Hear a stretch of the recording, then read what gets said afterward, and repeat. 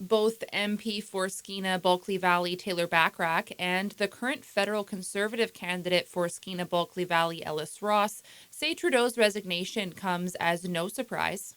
Really, it was an untenable position where, a party that is so focused on their own inner inner workings and problems isn't in a position to defend the country at a time that is a really difficult one for Canada.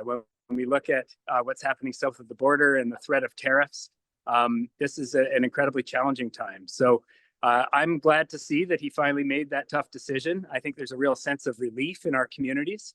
And now we're in a position to reflect on what it means to be Canadian and how we move forward together as a region and as a country. Basically, what surprised me was it took so long. I mean, close to a year. And 8 confidence votes in the House of Commons to get to this day. So that's what really surprised me. Ross says that the loss of the NDP's confidence over the holidays may have played into Trudeau's move. The letter that went out from the NDP leader just over the holidays said that they had no confidence in the federal Liberal government.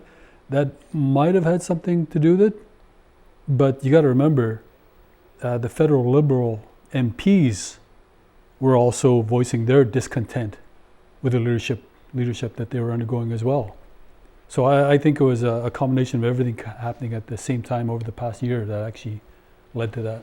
Backrack says that in the current climate, he expects a spring election.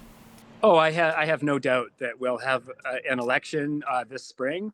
I imagine it'll be early May. It looks like that's the timing that we're looking at. In many ways, it was unfortunate that the Prime Minister chose to prorogue Parliament because this is a very tenuous time when we see President-elect Bush coming in south of the border, threatening unprecedented tariffs and a situation that we haven't seen ever, really, when it comes to our southern neighbor.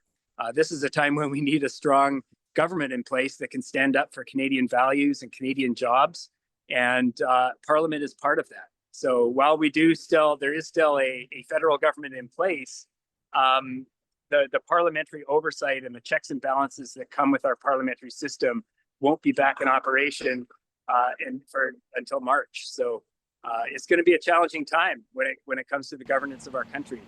For CFTK-TV News in Terrace, I'm Jaylene Matthews.